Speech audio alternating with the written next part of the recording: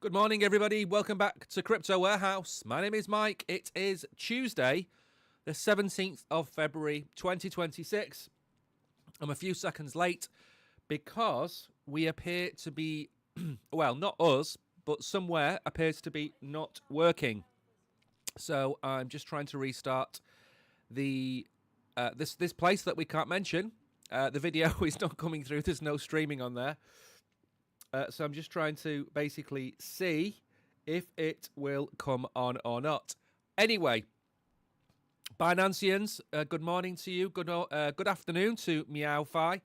Ahad Sheikh, good morning. There was a few other people over there. TS, good morning to you. I hope you're all doing incredibly well. Basically one of the other channels isn't working, so we're going to focus on the stream and not worry about whether it works or not. It will all come good in the end. So, what do we have to talk about today? Well, we're in a bit of a sticky situation. Bitcoin has a decision to make this week. And we either go up or we go down. Not to 50,000, not to 90,000. But I think we're going to have a few $1,000 correction. Maybe to 64, maybe to 71. But I think something's going to break, and there's a lot of tension around the world right now, as you're all aware, which we're not going to cover on here. But I've got a feeling in my waters that we're going to see a move. Now, today we're going to talk about the slump in the market. We're going to talk about Harvard. Harvard have done something unbelievably stupid. We're going to talk about that. We're going to talk about real-world assets. We tried to talk about them yesterday. It didn't work. So we're going to talk about them again. We're going to talk about ADA and Solana. We're going to talk about XRP entering the metaverse, which again, 5 years too late. We're going to talk about Nicki Minaj. Now, I've got to be very careful because I keep wanting to call her Nicki Minja. But it's Nicki Minaj, apparently. So we're going to talk about her. And then we're going to talk about Keep Stum. You're all in crypto to make money. And certain people want to take it off you. We're going to talk about that as well. And, of course, we're going to look at the charts. We're going to look at the X-Files. I'm going to be dropping red packets over on Binance Square as well. So if you're in Binance Square, say hello in chat. Let me know you're alive, because I think you're the only place that's working for me. Now, KB has come into chat, and Danny has come into chat, and Hidden is here, and Joe is here. So maybe it's just not working for me. But my other version that they're all on, it wasn't working on my laptop, it wasn't working on my mobile phone, it wasn't working on my TV. And basically, it just wasn't working. So we're going to load this up now, and we're going to get started with the show. We don't want Binanceception now, do we? Bitcoin is coming in at $68,000. The market cap is at $2.34 trillion. Things are not looking to... And as we said, Cole's got $87,000 or whatever it was. It still feels as bottomy as it did back then. So I think we'll bottom soon. Then we'll have a relief rally and then see where we go. But I think today, this week, 64,000 if we drop. I think no more than 71, 72 if we go up. Ethereum is below $2,000. XRP is below $1.50. Again, nothing really major has happened in the markets in the last 24 hours. Solana is still ticking away at $86. Remember what we keep saying on here. If we go below $80, we're going to buy more Solana. It's the one that we think our portfolio needs, not necessarily the one that's going to recover the fastest. Cardano, still below 30 cents. Hyperliquid is just below $30. That's something to keep an eye on. Interestingly enough, Ethena USDE is starting to creep up. Probably going to get to 12th. Are we going to see a time in the crypto market where 40 or 50% of the top 10 cryptos are stablecoins? Think about it. We've got Tether and we've got Circle already. That's two. We've then got Ethena coming in here in 14th position, and we don't have far to look until we get to World Liberty Financial. So we've got What's that now? We've got DAI as well, but DAI doesn't really seem to move very quickly. So we've got really 5 of the top 20 cryptocurrencies being stablecoins. I could easily see at least Ethena and World Liberty Finance break into the top 10. My target for World Liberty Finance stablecoin, by the way, is about 10 billion by the end of the year. So I don't think we'll get there. But I think in the very near future, maybe the next year or two, I think this is going to need some kind of toggle to remove stablecoins. I don't know. We don't really want to just look at Bitcoin, Ethereum, and then a list of stablecoins, do we? Right, gainers then. Stable is up again. It was up yesterday. It's up again today. Nexo is up on the news that Nexo is going back into America. Now, I have no problem with Nexo. They've been raided a few times. Nobody's ever been arrested. And I just, after Celsius, I have a very uneasy feeling in my waters about companies that offer yields, very large yields on crypto assets. And as far as I'm aware, Nexo is moving back into America because, of course, they left, I think, in 2022. So they're up on that news. Cosmos is up a little bit. Jupiter is up. Hopefully, we're going to see the vote. There's a vote this week on Jupe, which I'm probably going to cover tomorrow because I think the vote starts today. I'm going to cover it tomorrow. And a few other gainers. Not really much to talk about. Losers. Pippin. There are some rumours that Pippin is a manipulated token. I don't know what to say about that. Pepe is down. Humanity is down. Doge is down. I wonder if we're seeing the end of Doge as well. I wonder if Doge is going to be one of those tokens where it just can't gain traction because people are so sick of meme coins. Remember when we had Pump.Fun pumping out 10,000 tokens a day? Doge was still hanging in there. But if you look at where we are now, is this a bottom for Doge? Or is this the start of the end? I mean, I don't personally like Doge. I don't have any faith in the project whatsoever. I never really have. I did say it was going to be my number one mover in 2024. It moved. Probably not the number one, but it did move. I just think it's dead, really. Moving on then. And again, I think this is going to be bullish news when it happens. We are down to 1,009,606 Bitcoin left to mine. Now, do we mine 450 Bitcoin a day? So we're looking at February for breaking below 1 million Bitcoin left to mine. That's come around so quickly. It really has. I remember it being 1.1 not that long ago, really. So we're going to break below 1 million Bitcoin left to mine. And I think the narrative, it might improve. It might be a one-day headline. It might be chip wrapper. Who knows? But I think having less than 1 million Bitcoin left to mine, I think that's quite a big achievement, really. Right, stablecoin standoff. Crypto and banks remain deadlocked ahead of the White House deadline. Again, we're not going to cover this too much. We've talked about it before. But basically, we are not seeing any give on either side. And there will be a deadline, and it will go to Trump, and Trump will force their hands. There needs to be a reconciliation between the stablecoin issuers and the banks. And at the minute, there isn't. And it is all about the word I have highlighted on your screen there, which is yield. Banks don't want stablecoins to pay yield. And there's not really a lot else to say about it other than that. They want to offer yield. The banks don't want them to offer yield. Right, moving on. Again, I kind of covered this last week when it came to Bitcoin. And I said, Standard Chartered and many other banks, they do this pretty much on a regular basis when it comes to stocks and shares. And this is just an updated list, by the way, that I'm going to go through. They have changed their targets for the end of 2026. And here is what they think some of the tokens will be by the end of this year. Now, what I will say is this. The prices in brackets are unrealistic.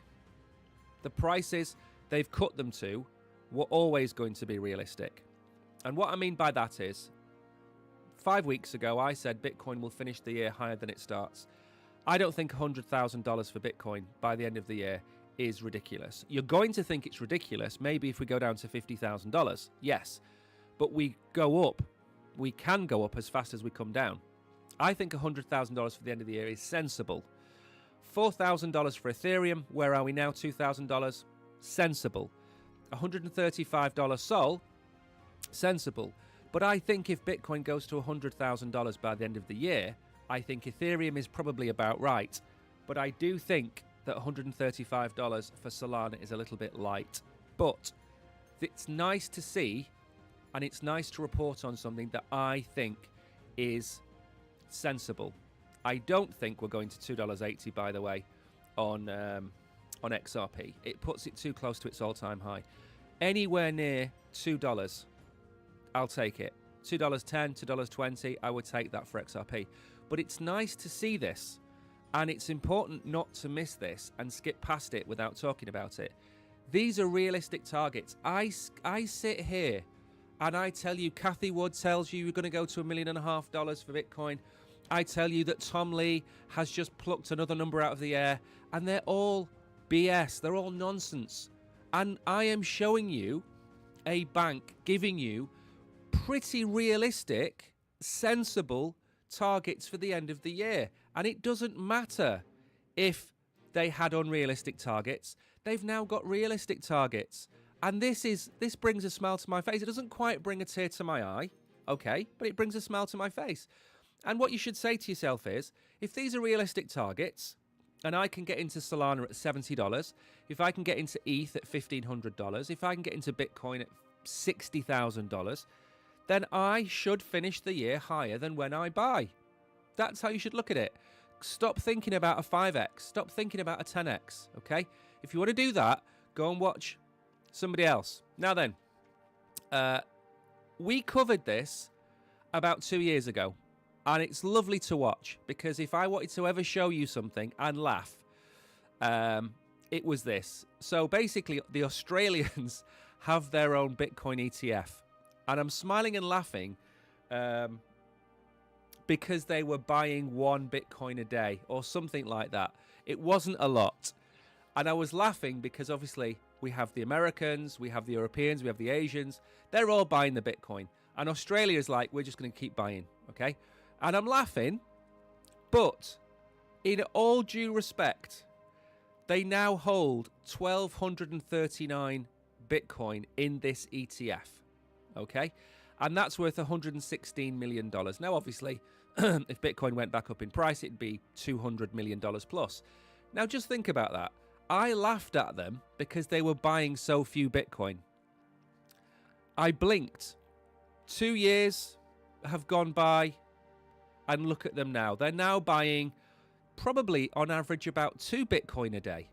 So I can laugh at them all I want, but this is the power of A, compounding, and B, dollar cost averaging. And wonderful. And again, like I said, I covered this when it went live. It's lovely to see. I actually read out the wrong number. Oh yeah, sorry, yeah. No, I've read out the right number. The reason the AUM has dropped is the price of Bitcoin has dropped. The right number is at the bottom there, which is 1,239. So hats off to the Aussies for doing their very, very small and still considerably insignificant part. But what else would I say about the Australians? Good morning to Tariq. I hope you are well. Now, something I didn't cover because it's not relevant to the channel, but it is relevant in some respects to a direction that people are trying to take. And that's what's this thing called unrealized profits. If you have a house that you buy for 100,000 euros, and that house becomes worth 200,000 euros, for example, an unrealized profit is that 100,000 difference between what you buy and what it's worth. In stocks, it's the same. You buy $100,000 worth of stocks and they're worth $200,000. Now, you have $100,000 worth of unrealized gains. That's not money in your pocket. When your Bitcoin was at $126,000 and you'd paid $60,000 for that, you had $66,000 of unrealized gains. It's not in your pocket. It's just a fictitious number on a piece of paper. These clowns on your screen right now are part of the Dutch Parliament, D66. I don't care what they're called. They wanted to bring in a 36% tax on unrealized gains. So what you would have to do, Tariq, for example, if you lived in Holland, is you would have to have sold $22,000 worth of your Bitcoin to pay the tax on unrealized gain. That's what you'd have to do. Now, it transpires that Natalie van Berkel, who was on the team, never went to university, never held half of the positions that she held, never really did anything of any note. I think she left college at 18. She's been found out to be a liar and she's stepped down. Rachel Reeves is another great example of this type of person who has elaborated on her CV, and she's now the Chancellor of the Exchequer. When you put idiots in charge, and I'm not going to mince my words with this, when you put idiots in charge of people's livelihoods, it's dangerous in any country, okay? And it doesn't matter whether it's left or right. It doesn't matter if they're male or female. You have to have competent people in power. And when you don't, and you vote for somebody because you like what they say, but you don't understand their substance, you end up in situations like this. If you transported what they were trying to do in Holland to the UK and Germany and France, you would destroy the European stock markets. The sell-off would be biblical. Companies' shares would fall in value. They tried to get Bill Gates on this a few years ago, and they worked out that had they forced Bill Gates to do a 10% wealth tax, whatever it was, it would have wiped billions and billions and billions off the stock market, because everybody that held any company like Amazon or Microsoft or Alphabet, they'd all have sold off their companies just expecting the CEO of that company to be hit with the same thing. It's stupid, it's irresponsible, and it is not practical. And there is the thing called the Laffer curve. I think it's called the Laffer curve I've talked to you about before. There is a certain point of tax where after which you tax more and you gain less. The UK is going through it right now, and Holland are seeing, and it's not gone through yet, by the way, but Holland are starting to see their backsides because of stuff like this. So again, you have to have competent people, and I don't care if they're left or right competent people, you need competent people in charge. As Maggie Thatcher once said, when socialists spend your money, it's a great time, but when they run out of your money, it's not so great a time. Now then, Elon Musk put this up about Tesla, again, not really relevant to crypto, but basically, when a certain somebody didn't invite him to a certain place, they got Bill Gates to short 1% of the Tesla stock when the market cap was at 40 billion, and I'm sure Bill Gates has not made any money on that in the slightest, but let's just say I had to include that because I think that's funny. That's how these people work. At that level, that's how these people work and go against each other. Now then, we did see a slight fall on the jobs report. Remember, we kind of explained, where is it? The US economic data. We kind of went through this.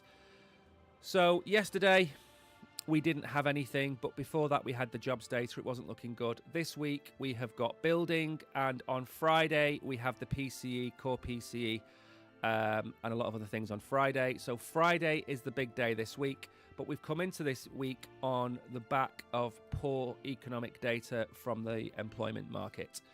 They're going to want Powell to cut rates, and the market reacted pretty badly to that. Bitcoin came down. I think the S&P dropped below 50,000 as well, probably on the same data. ETH is down as well. So rather than hedging fiat risk, Bitcoin is now in correlation with software stock and continues to weaken its diversification case until it begins responding inversely to dollar weakness. Its macro hedge narrative remains challenged. Again, we have gone from Bitcoin being a hedge against inflation and a Bitcoin to be digital gold. We've gone from that to Bitcoin being treated as a tech stock. That's pretty much where we are right now. I don't think we're going to change people's minds on that overnight.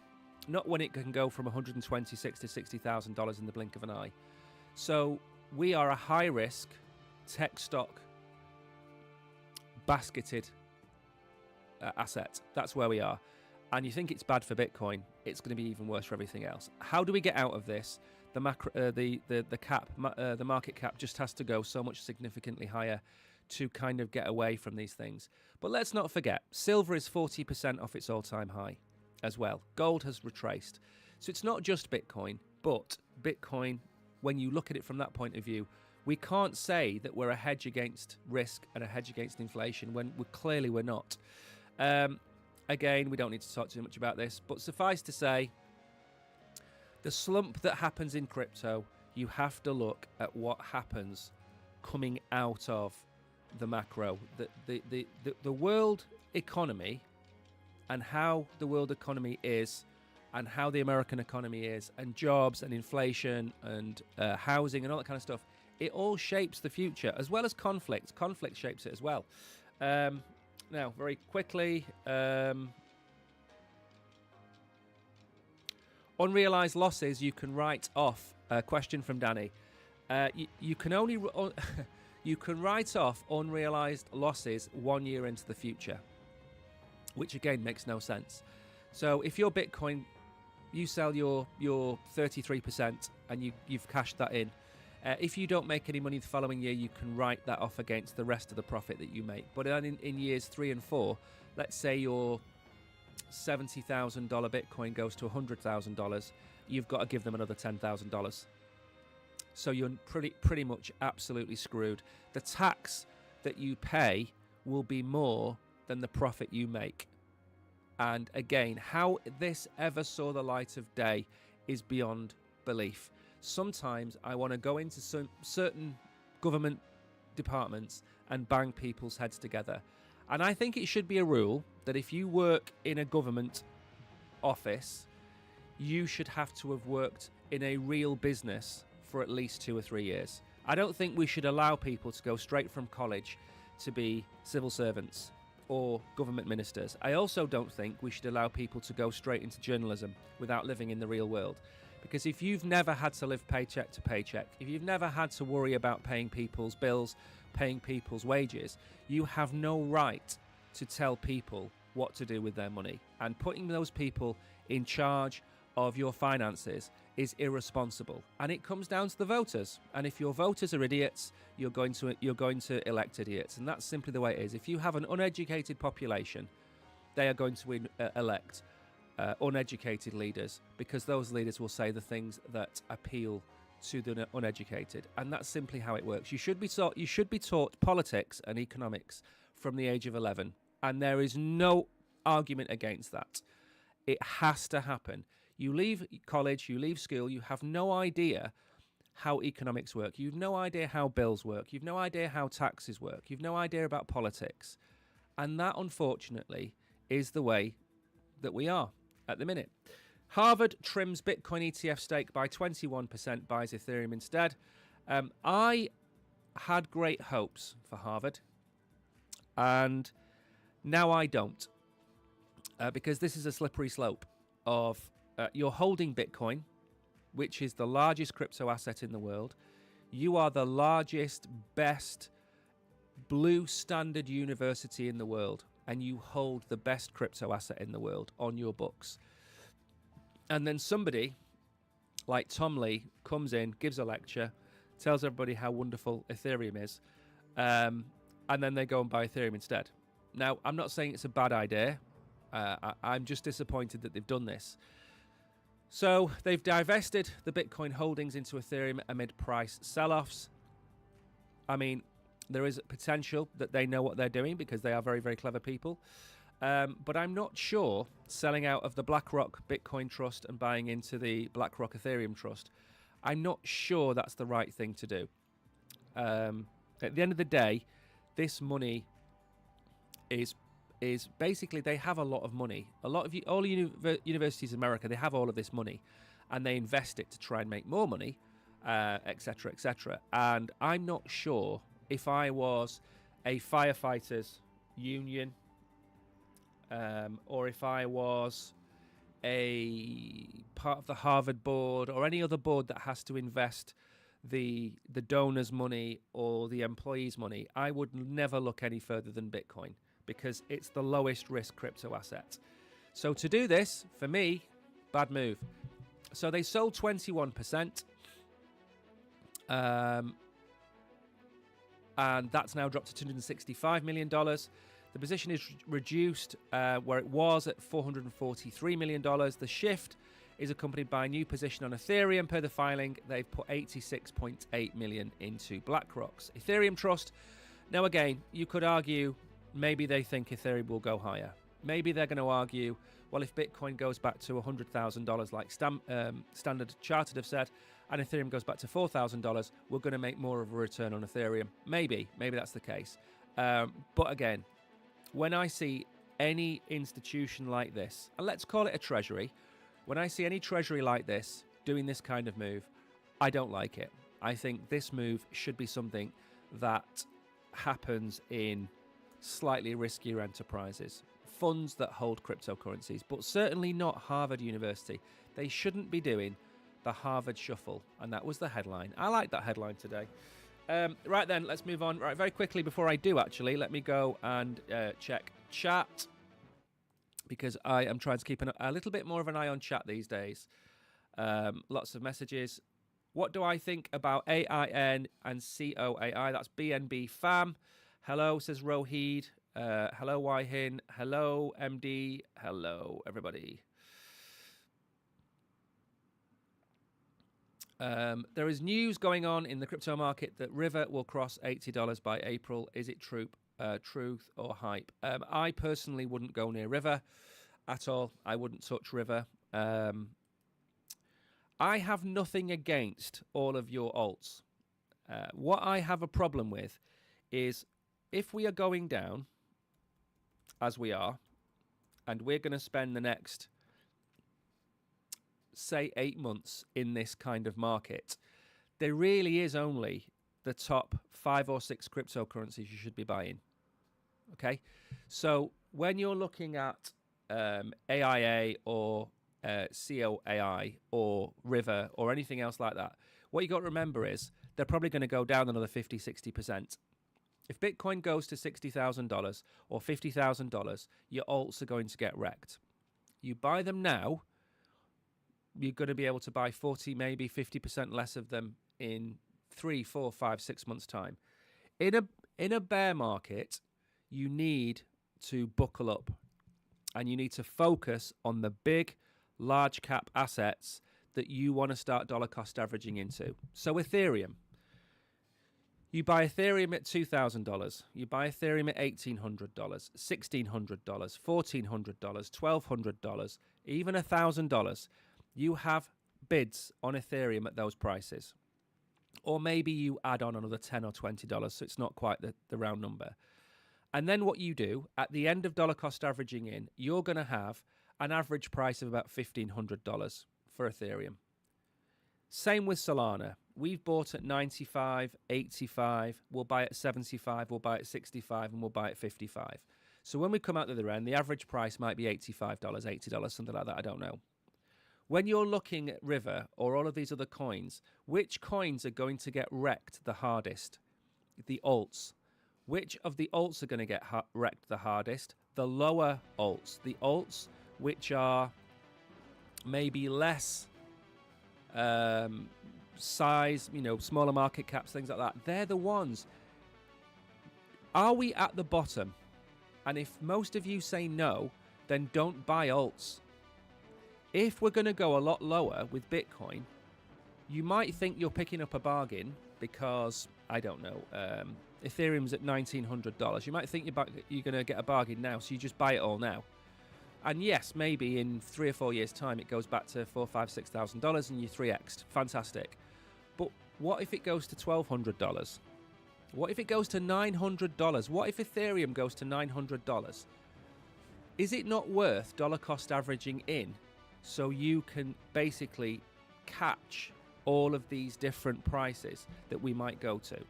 We might go to $74,000 on Bitcoin. That means Ethereum goes to $2,200.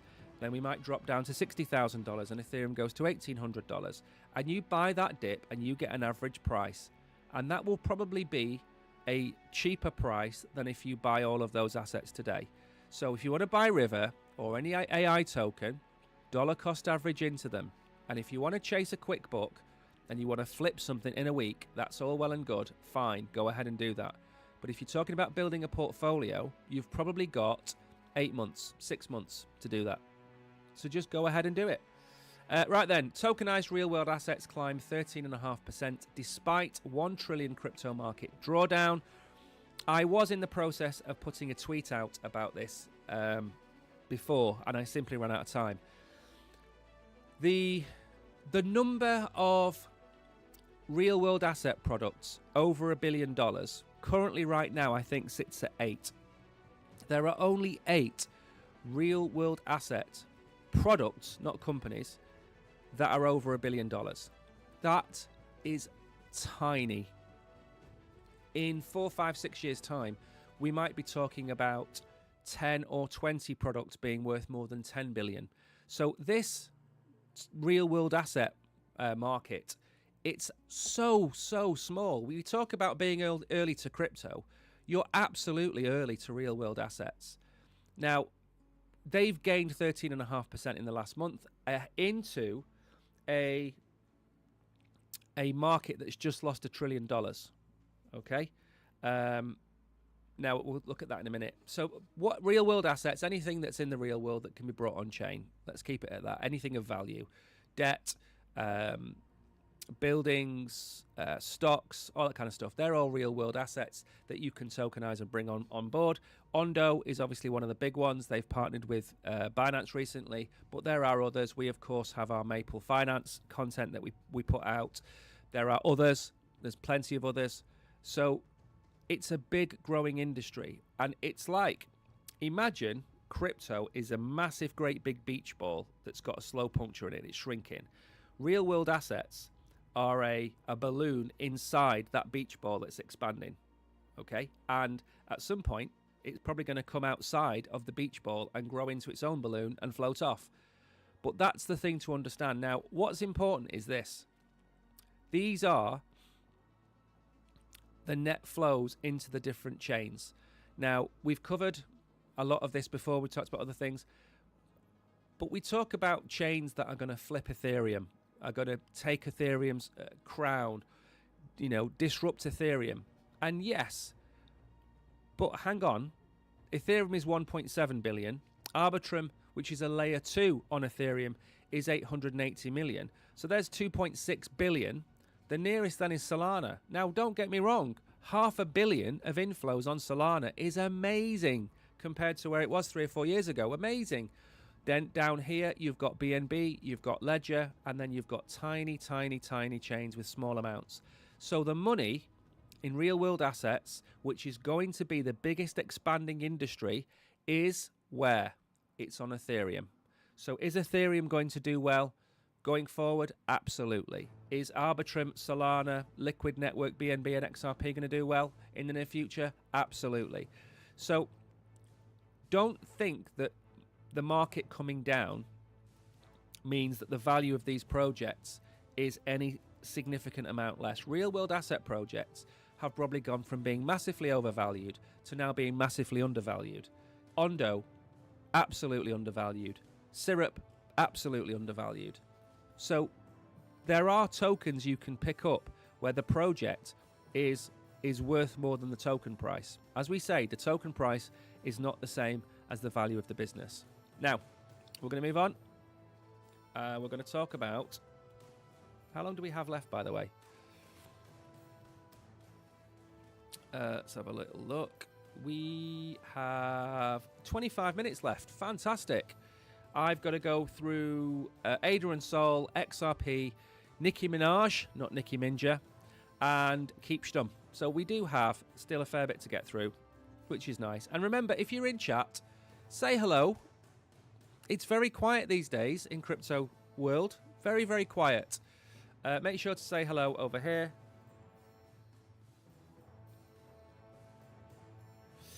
Hold it for long, yeah. If you're going to buy assets, for me, if you're going to buy assets, you've got to think, when is the next bull run going to be? Finger in the air, October 2029. So you've got pretty much 2.5 years to hold these assets and accumulate these assets and then sell. So that's if we stick to the 4-year cycle, which everybody keeps telling me is dead, but hasn't actually shown to anybody that has died yet. So Solana lands PayPal, Cardano gets USDCX, but why are Sol and ADA flat? Again, let's put this up. I wasn't aware of this news, by the way, so this is news to me. PayPal has made Solana the default blockchain for its stablecoin, PayPal USD. It means most transfers and payments using PYUSD will now run on Solana unless users manually choose another network like Ethereum or Arbitrum. PYUSD was first launched in 2023, but expanded it to Solana in 2024 to take advantage of faster speeds. Now, before we go any further, I just want to point a few things out here, because I think it's important to understand how poorly PayPal has done. And I like nothing more than showing how poorly PayPal has done. Now, we've got World Liberty Financial coming in at 5.1 billion. PayPal is coming in at 4 billion. PayPal has been in existence for 3 years, 2.5, 3 years. World Liberty Finance has been around for 5 minutes. PayPal was around before, as far as I'm aware, was around before Athena. So I think what I'm getting at here, I think the PayPal brand is weak. I think people use PayPal because it's established, but I don't think it's a great brand. And because of that, you have so many more opportunities as a player coming to the market to just steamroller past them. Now, I think choosing Solana as the base blockchain for PayPal is absolutely the right move. They're not going to compete with Circle and Tether, so they might not even bother. Just go with Solana, throw your eggs in the basket of Solana, and just try and ride it out. And then don't forget that USD1 is likely to absolutely paste you on Solana, but at least you're going to have a market cap. Now, Cardano, the problem with Cardano is problems with Cardano are manifold. One of them has always been stablecoin access. When you are trading on Solana in 2021 and 2020, like I was, you didn't really trade to USDC, believe it or not.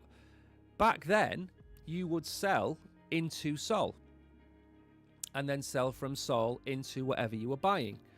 You would never really use a stablecoin because they didn't really exist. There was hardly any stablecoins on Solana. And then fast forward to today, and now I would never dream of selling to Solana. I'd always sell to stables. So I think the market changed over the last 6 years to do that. But Cardano have never had that. And when Solana brought Circle, it exploded because liquidity arrived. Is the same thing going to happen to Cardano? When was the last time any of you used the Cardano blockchain? Probably never. The last time I used the Cardano blockchain, I think, was 2023. I haven't used it in 3 years. Maybe that's me, which is fine. I've used the Binance Smart Chain, I've used Solana, I've used Ethereum. I think I've even used I've used the Lightning Network, Binance Lightning Network. No, not used Cardano in years. So they are going to hopefully launch a stable coin at the end of February. I'm extremely excited for CIP 113 as a co-author of the architect and developer of the programmable tokens smart contracts, said Philip DeSaro of Anastasia Labs. Fantastic. Right now, Cardano has less than $40 million in stablecoins. Less than $40 million in stablecoins. It's absolutely appalling. It's absolutely appalling. It's made it harder for developers and users to build and use DeFi apps on the network. USDCX is backed one by USDC reserves and will work just like regular USDC for most users. and the price hasn't moved. So, are either of those two, in answer to this question, are either of those two bits of news enough to move Solana and Cardano? So what's the news? A semi-successful stablecoin has chosen Solana, and we're going to get a stablecoin in March. Are either of those two bits of news enough to do anything on either of those two chains? No, they're not. Absolutely not. So, I'm not even going to pronounce your name. So, of course, it's not going to move the price because it's nothing burgers. How long is it going to take Cardano to get to $1 billion worth of stablecoins on the Cardano network? A year? Maybe? PayPal, who nobody talks about outside of maybe Camino Finance, PayPal are now going to use Solana as its blockchain of choice. Wow. Again, useless, useless, useless. Now, we're going to move on. Again, I tell you, I feel sometimes like I'm like the Body Snatchers. I said this a few weeks ago. I feel like I'm in a scene of the Body Snatchers where real people have been taken over by a fungus. 36% tax on unrealized gains. XRP moving to the metaverse. I thought we'd got rid of the metaverse. This is like polio or rabies or another one of those things that aren't good for you. XRPL finally has its own space in the metaverse. Why? Why? It's got an official digital presence with the X-Spectre universe interaction and community development. 72% of metaverse platforms now support NFT-based assets like avatars and land as core in world. NFT sales in metaverse environments surpassed 42 billion in 2025. Yeah, but that's taken 6 years to get to that, and the majority of that happened when Snoop was buying bits of land. So the XRP Ledger has established an official digital presence within the X-Spectre universe, according to the announcement. The initiative aims to create a virtual space where the XRPL ecosystem can learn, interact, and grow. This is garbage.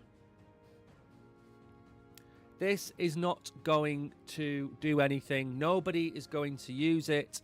It's a waste of time. It's a dedicated environment for XRPL ecosystem interaction and community development. It doesn't introduce any new protocols. We don't need it. It's not going to work. It's garbage. It's crap. Let's not worry too much about that one, and let's move on. Because it's crap. Okay? It's like your dad showing you a meme from 2021 and laughing. Okay? You might laugh along because Charlie bit my finger, but you've seen it 1,000 times. And it's like somebody's come along at a Ripple meeting and gone, right, what can we do next? What's your idea? I think we should set up some kind of CBDC in South America. Yeah, that's a decent idea. What about you? I think we should open get Camino Finance to open a DeFi platform on XRPL. Brilliant idea. What's your idea? I think we go with a metaverse. I think we build a metaverse. It's not worked anywhere else for anybody else. It's an absolute waste of time and money and resources, but I think it'll work for Ripple. And Brad Garlinghouse has stood there and gone, you know what? That's the idea we're going to go with. When did that take place? Who was in that meeting? Who decided that was a good idea? Does Brad Garlinghouse know about this? Has he set up a Skunkworks department in the corner to come up with crazy loony ideas that might just work? Because it's nonsense. It's utter nonsense. Why can't people just do things that work? Weeks after White House appearance, Nicki Minaj joins Trump family's crypto forum. I don't know where I've got to in my life to run a headline like this, but we're going with it, okay? Just bear with me. Hold in there, because the next article is the important one.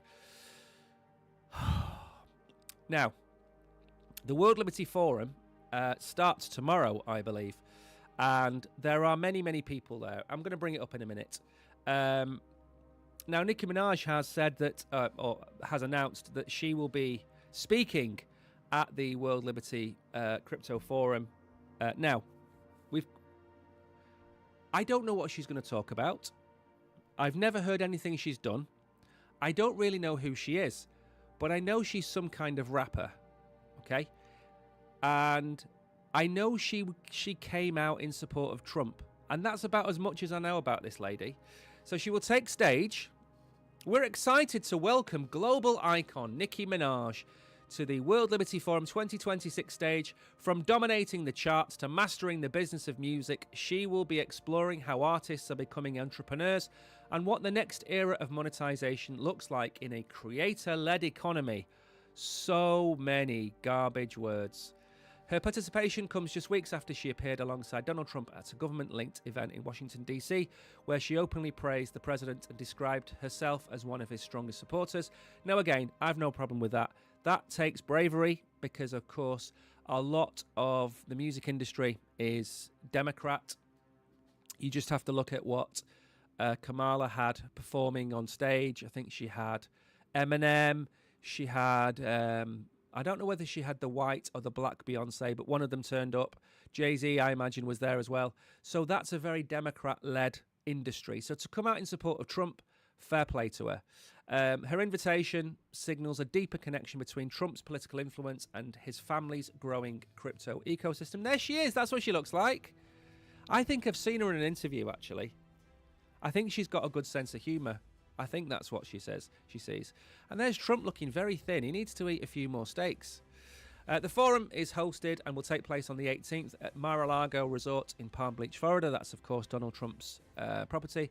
It's 300 to 400 executives, and she will be speaking. And again, I don't really want to cover more about that, but I will bring it up. Actually, no, we don't have time to bring it up. I'll bring it up on Thursday because that'll be after the event. We can talk about it then. Get rid of them, and then bring this up. So, the last thing I want to talk about is this. And this is important. And I'm not having a go at France here, because it's got nothing to do with France. Let's very quickly check my... Mr. Simon has come into chat. When the night is darkest, the monkeys have the light to Valhalla, says Simon. Of course, by the way, Monkey Muscle, thank you very much. I have my Monkey Muscle staked. Now, I know Danny and I think Mary in chat, I think you got some Monkey Muscles in one of our competitions that we ran. I don't know if Tariq's got some Monkey Muscles, but they've done not an airdrop, but they've got a claims link up, which I'll drop into our group later on so you can go and claim your gains and claim your crow. So thank you for that. I'm just going to very quickly go and check the chat. F. Zeke. Hi, how you doing? Hope you're well. Rolanda, how you doing? Unknown BNB, I hope you're doing incredibly well. I hope you're all good, guys. Right then, France earns... Let me switch back so we know where we are. France earns kidnapping capital title as 2026 starts with a violent streak. Now, again, let me point this out. I am not having a go at France in this article, but I did make a video about this. I made a video about this last year, and we had a big conversation about it on the stream, and I'm going to have that same conversation with you again after we've gone through this article. So France has been dubbed the crypto kidnapping capital of the world after a string of violent crimes targeting crypto natives. 6 wrench attacks, and that's what they're called, wrench attacks, have already been reported this year, adding to at least 19 from last year. The French government is now facing pressure to impose harsher punishments on criminals convicted in connection with wrench attacks. Let's see. Okay, here we go. Wrench attacks involve getting physical or resorting to threats and abduction to compel victims to transfer their digital assets. According to a recent Gravitas special report by WION, there were up to 19 in France last year. That's not that bad, really. What's that, 1.5 a month? However, there's been 6, and we are only in the second week of February. And basically, it's now apparently solidifying France as the capital of this type of crime. Binance France CEO David Trinquet was the victim of a poorly executed house invasion in Val de Marne. Local police reports said that 3 masked men who were allegedly armed broke into a residential building in February around 7 o'clock in an attempt to find the local CEO. Early this month, the partner of a 35-year-old magistrate in France received a picture of his partner accompanied by threats to mutilate her if he didn't pay a ransom in cryptocurrency. The magistrate and her elderly mother, that was all over the news as well. Now, we don't need to talk too much more about that. The important thing here is, and this is really important, so please pay attention to this. Don't show your face on social media platforms that have any connection to crypto. Don't talk on any social media platform about the tokens that you hold. If you hold Bitcoin and if you hold a large amount of crypto assets,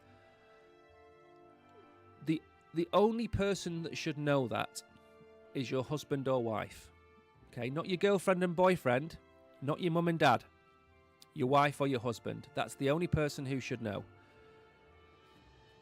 At some point, if you tell your boyfriend or your girlfriend that you've got a lot of crypto and you break up and then they start dating a criminal, they're going to come knocking on your door. If anybody asks you about crypto, you don't do it anymore. You stopped in 2025. You haven't got any crypto. Okay? I am doxxed as far as you know the country I live in and you know my face. That's fine. There's not a lot I can do about that because I'm on a camera and there's not a lot other than putting up a fake avatar I can do.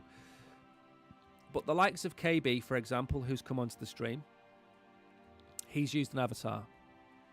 If anybody comes onto the stream that isn't comfortable, they use an avatar as well.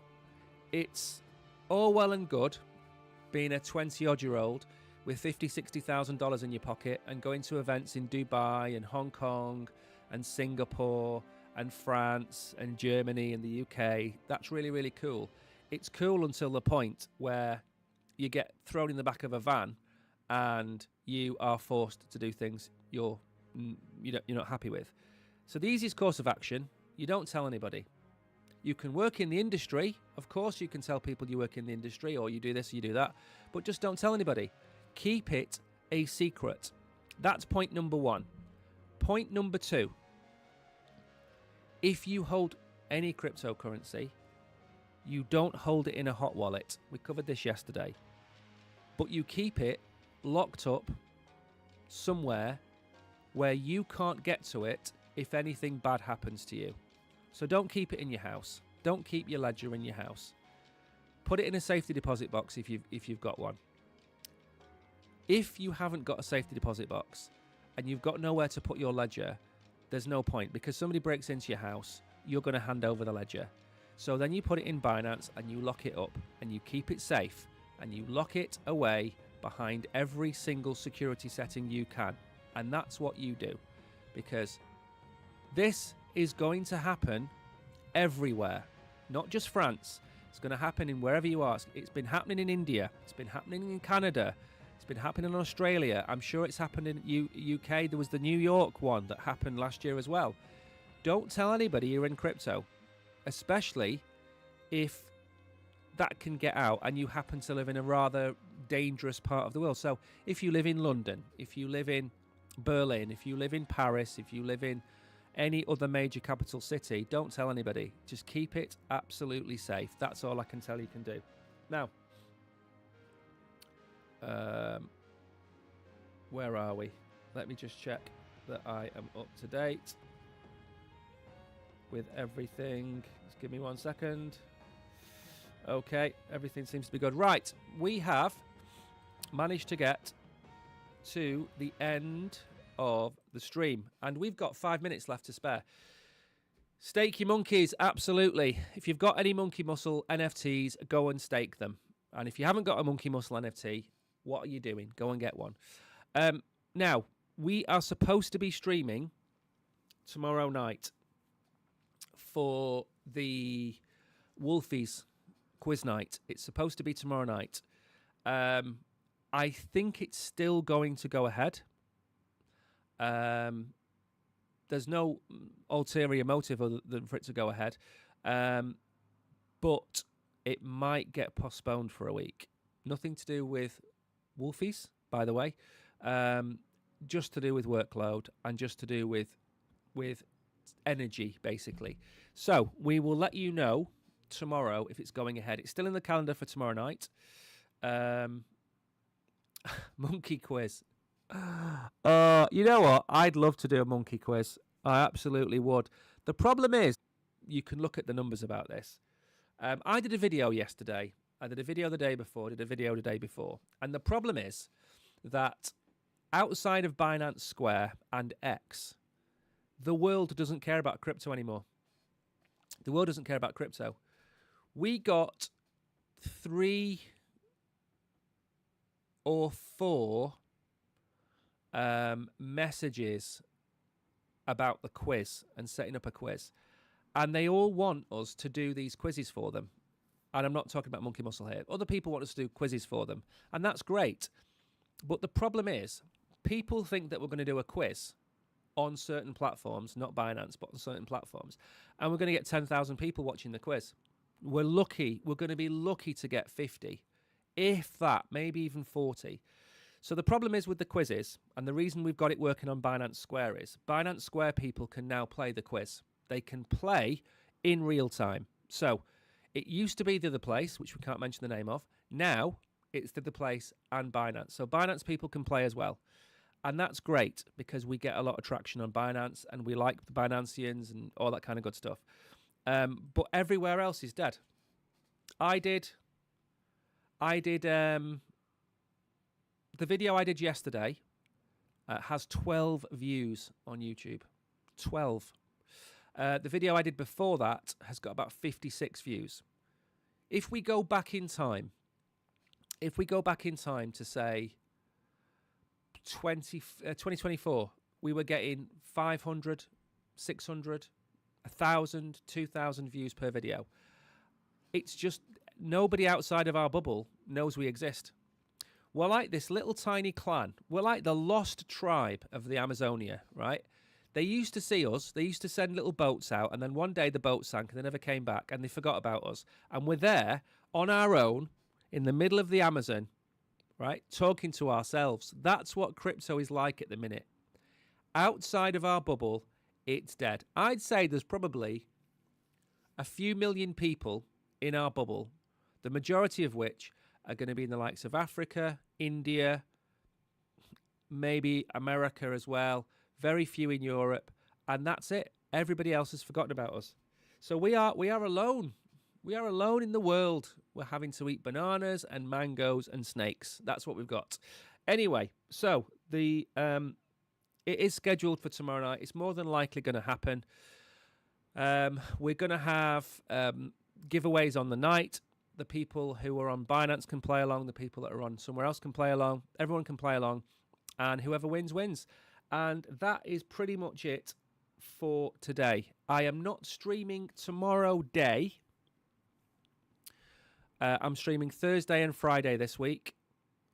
So Monday, Tuesday, Thursday, Friday, the days I'm streaming this week. Wednesday morning, I'm not streaming because we've still got the Wolfies quiz tomorrow night to stream.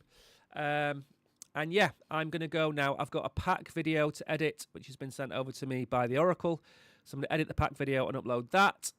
If you haven't seen my video, which I'm not expecting you to do, I'm actually going to find out off Francis if I can put this video onto Binance. The video is called "Did Epstein Invent Bitcoin?" That's the title of the video. So I'm going to see if I can put that onto Binance Square. I don't think I will because it's a little bit contentious. And I do try and keep it very clean over on Binance. So we'll see you all either tomorrow night or I'll see you all on Thursday. But thank you all for coming. Thank you to the people in chat, to Berlin, BNB, Boyd. I hope you're well. And have a great afternoon or a great day. And I will see you all. Let me go back to the screen. I will see you all tomorrow night or Thursday. Take care.